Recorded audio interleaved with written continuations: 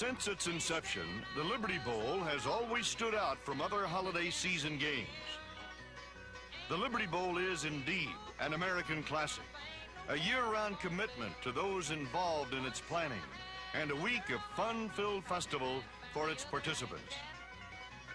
From the halls of Graceland Mansion, the home of the legendary Elvis Presley, to a riverboat party for school guests and officials, the Liberty Bowl Association and Memphis itself extended the best in Southern hospitality. The University of Minnesota Golden Gophers and the Tennessee Volunteers were the honored guests at a number of varied functions for team members and their followers. Whether entering into the entertainment themselves or enjoying the efforts of the various bowl committees, participants in Liberty Bowl Week thoroughly enjoyed the culminating event of Tennessee Homecoming '86. The Liberty Bowl again possessed a matchup of two quality football programs, each proving themselves during a challenging regular season schedule. They came to battle for the title Liberty Bowl Champions 1986. The 1986 Liberty Bowl Classic is brought to you by the Coca-Cola Bottling Company of Memphis and by the Liberty Bowl Festival Association. One of the highlights of the week was the Liberty Bowl Luncheon. Over 2,000 football enthusiasts gathered to witness the awarding of several honors.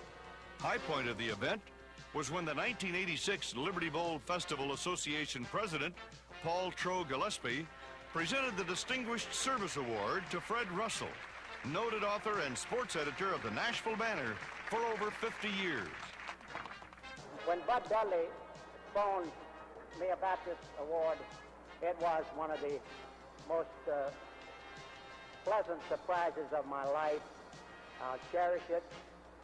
Coming at the time of Tennessee Homecoming 1986, and from people for whom I have such great respect, men who have made the Liberty Bowl with its stirring halftime shows a national treasure and a showcase for the state of Tennessee.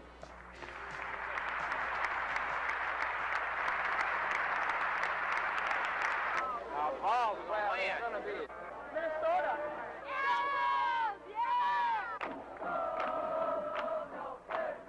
Game day arrives and the pregame buffet takes on the feel of a pep rally. The 4,200 fans at the luncheon are ready.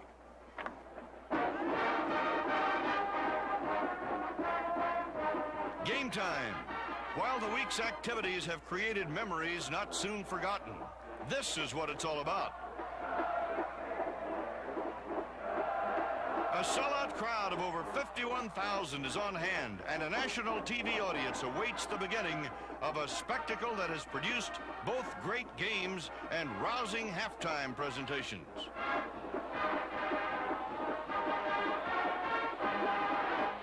Tennessee and Minnesota have both earned their berths in this Memphis Classic and are determined to give their best. In a game steeped in tradition, it is fitting that the national anthem is sung by the renowned Miss Marguerite Piazza.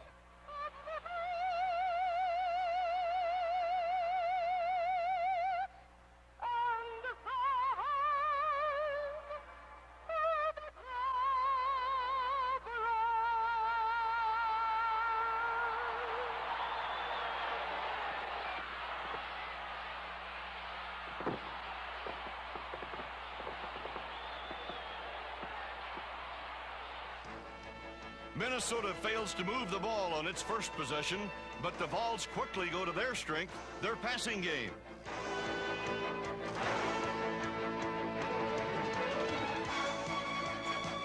Sophomore quarterback Jeff Francis had been improving with each game. On this night, his passes looked sharp as he engineered a 13-play, 78-yard drive.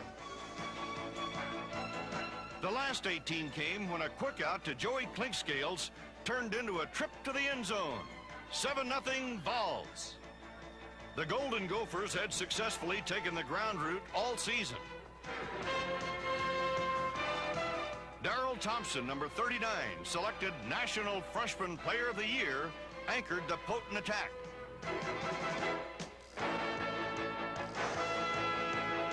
Threatening from the 25, the offense stalled thanks to the effort of Tennessee's Terry Brown. The touchdown prevented, the Gophers failed in a field goal attempt. And in their next series, the ground game was stymied by the Big Orange crushing D. Tennessee knew they had to shut down the option play to stop the Gophers. Here, they did just that. Facing 4th and 2 from the Tennessee 7, Foggy sneaked over right guard, but a host of orange-clad defenders denied his thrust. Still, the Volunteer offense was unable to move as well. Minnesota's Larry Joyner, number 20, caught Francis from behind for no gain, forcing a punt. Back in business at midfield, the Gophers went to the option. Foggy pitched to Darrell Thompson. Terry Brown's hit broke the ball loose, right into the surprise grasp of Terry McDaniel. Another turnover, and another opportunity lost.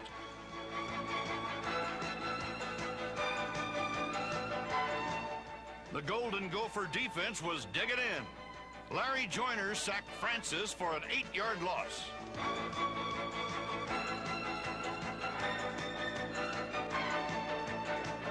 Keith Davis tried the middle on a draw play.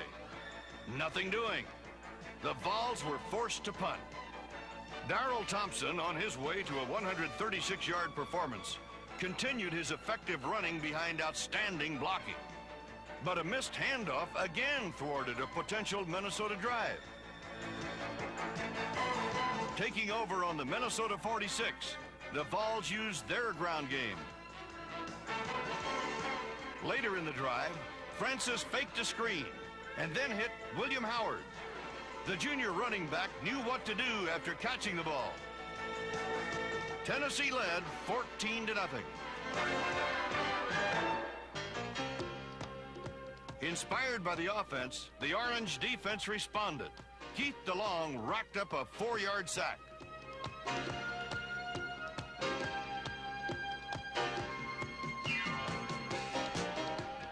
Trying to pass, Foggy was caught again, this time by Darren Miller and friends.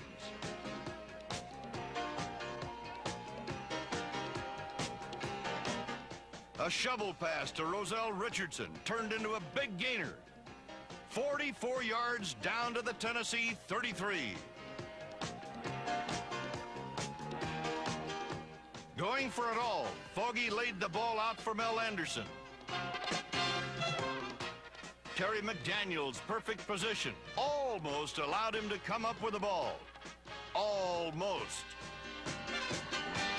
Settling for a field goal, John Gutekunst's Minnesota Gophers got on the board just before the half. Liberty Bowl halftime, always a stirring production, was even more special this year as it celebrated Tennessee Homecoming '86. The Liberty Bowl is pleased to present your host for the halftime entertainment, the Tennessean, Ed Bruce.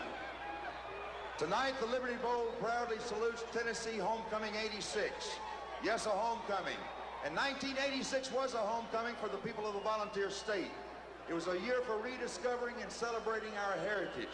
It was a year for reunion, a year for history lesson, and a year for just a good old-fashioned hoedown.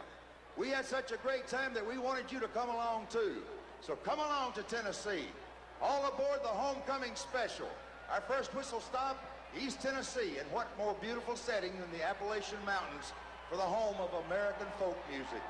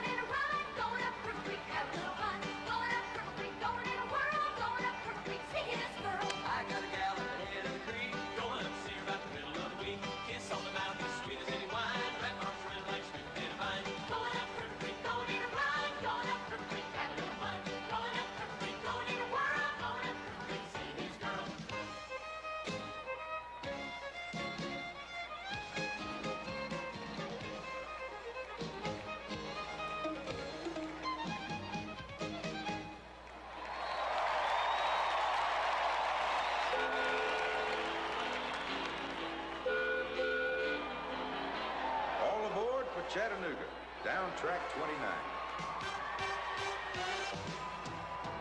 The train you see on the field tonight resembles the homecoming special that traveled the length of the state during our 86 celebration. And another famous train. Pardon me, boys, is that the Chattanooga Choo-Choo? Yes, and like that old Chattanooga train, this year's homecoming special stirred excitement throughout the state.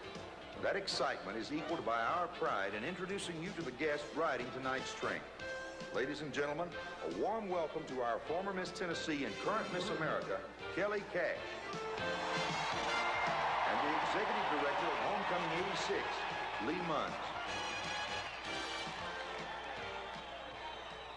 Next stop, Nashville, Music City, USA, the home of the Grand Ole Opry and America's country music. And here are the Liberty Bowl singers in a tribute to some of the legends of country music, beginning with the king of country music, Mr. Roy Acuff. From the great Atlantic Ocean to the wide Pacific shore, from the queen of the flowing mountains to the Southville by the shore, she's a mighty tall and handsome, known quite well by all. She's a combination on the Wabash Cannonball. The legendary drifting cowboy, Mr. Hank Williams. You're cheating heart will make you leave. You cry and cry and try to sleep, but sleep won't come the whole night through. Your cheating heart will tell on you.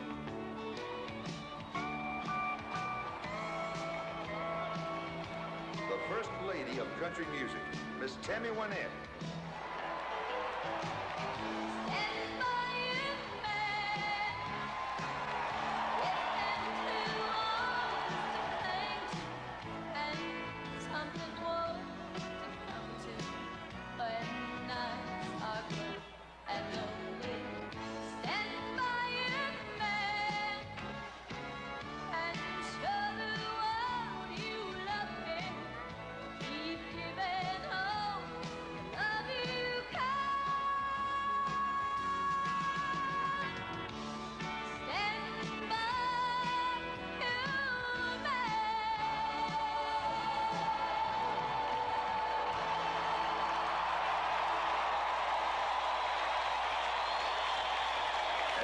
Time for one of those good old gospel tunes. Take it away.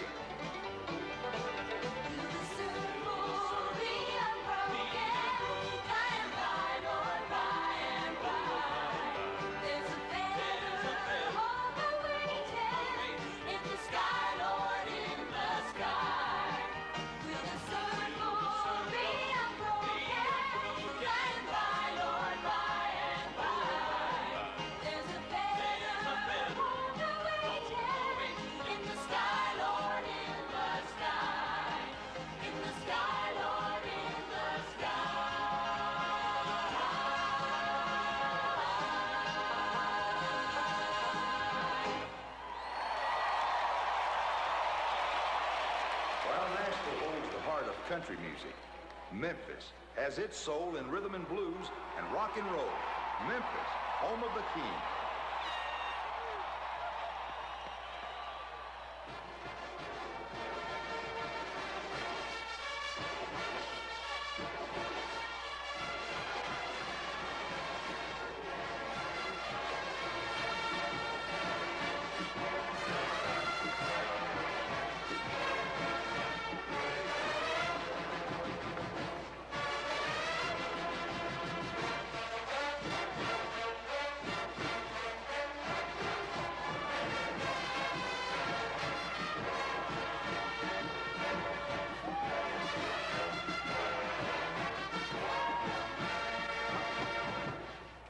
Memphis, resting on the banks of the Mississippi. A river for showboats, steamboats, and barges.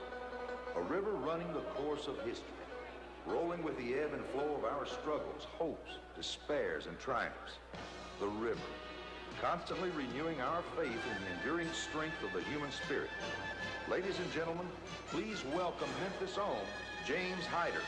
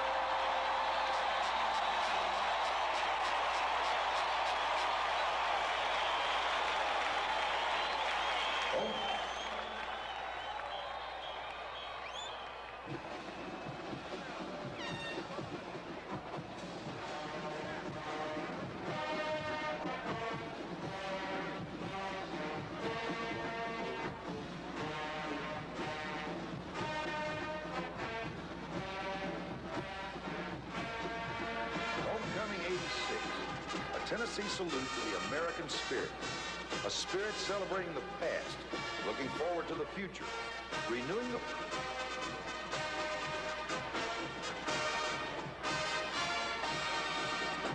the belief that the strength of a nation lies in the homes and values of its people.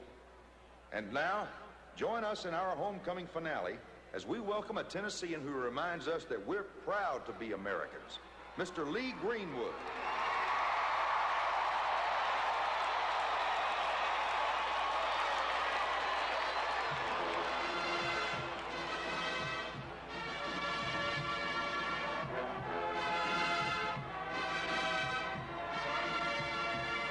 If tomorrow all the things were gone, worked for all my life, and I had to start again, just my children and my wife.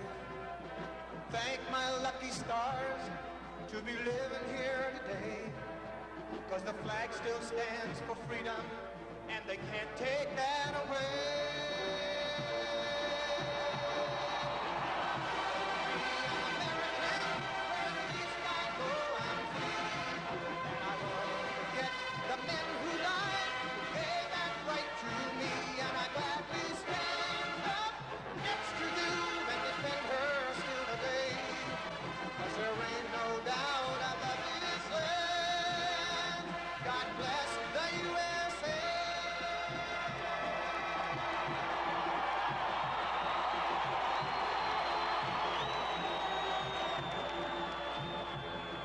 From the lakes of Minnesota to the hills of Tennessee,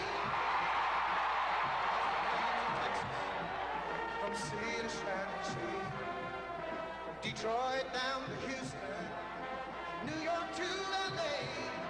Well, there's pride in every American heart, and it's time we stand and say that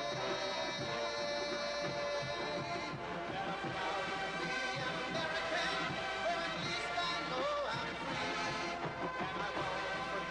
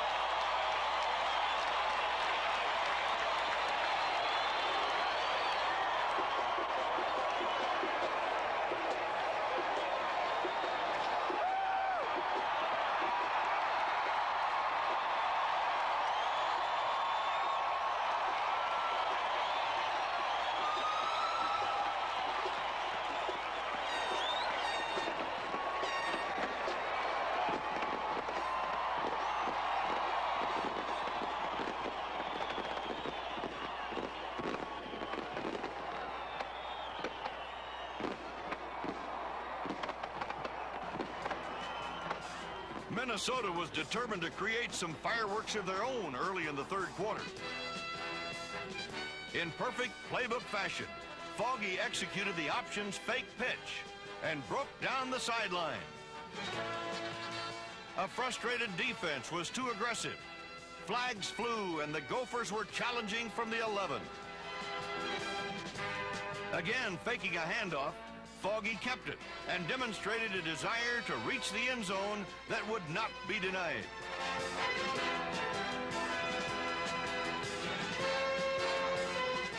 A two-point conversion cut the Tennessee lead to 3.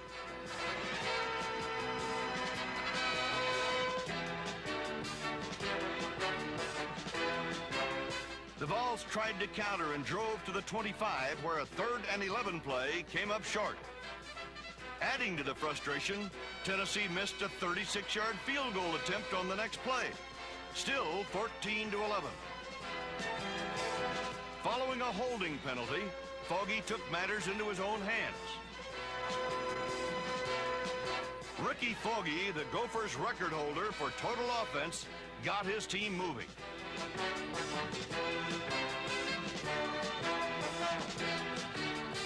This run by Darrell Thompson sent him over the 100-yard mark for the game as he almost broke away. Setting up all Big Ten place kicker Chip Lowmiller's score-knotting 25-yard field goal. After more than 46 minutes of intense play, it was a new ball game.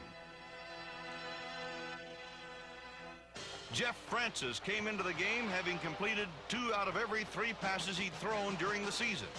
He knew it was time to crank it up. This 20-yard gain went to Nate Middlebrooks.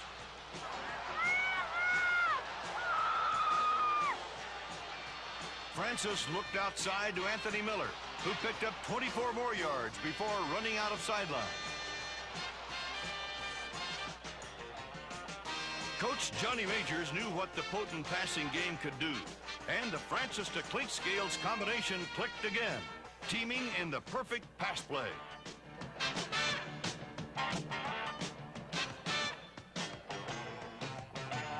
A replay shows timing and touch were right on as Joey Clinkscales' second touchdown reception tied a Liberty Bowl record.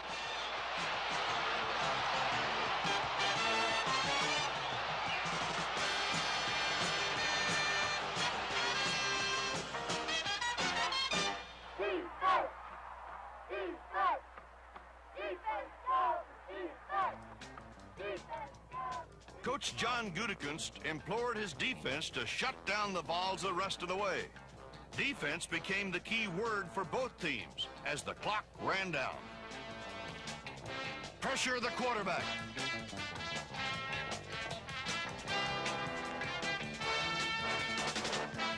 Stretch, full out. Gang tackle.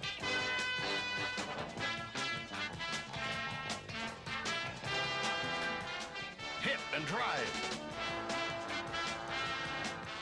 Go for the big play. Minnesota has one last chance.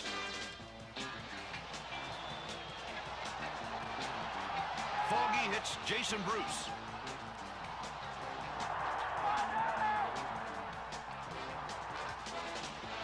Poised under pressure, he calmly picks out his receivers.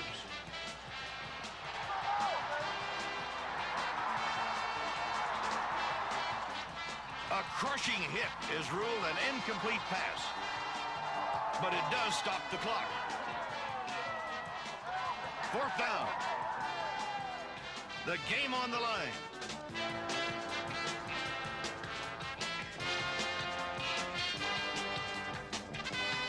But the ball falls incomplete. Tennessee has survived one last assault. Victory belongs to the Volunteers this night. Minnesota battled, but in the end, it is a real Tennessee homecoming. The 28th annual Liberty Bowl drew to a close. Top performers were recognized in the post-game awards. From the defensive excellence of Tennessee's Dale Jones to the offensive prowess of Minnesota's Ricky Foggy and the Volunteers' Joey Clinkscales. The Gophers' Troy Walkow was the outstanding scholar athlete, and Larry Joyner received defensive laurels, while the MVP trophy was presented to Vol quarterback Jeff Francis.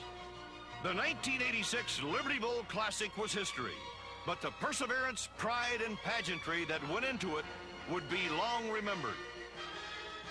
The 1986 Liberty Bowl Classic has been brought to you by the Coca-Cola Bottling Company of Memphis and by the Liberty Bowl Festival Association.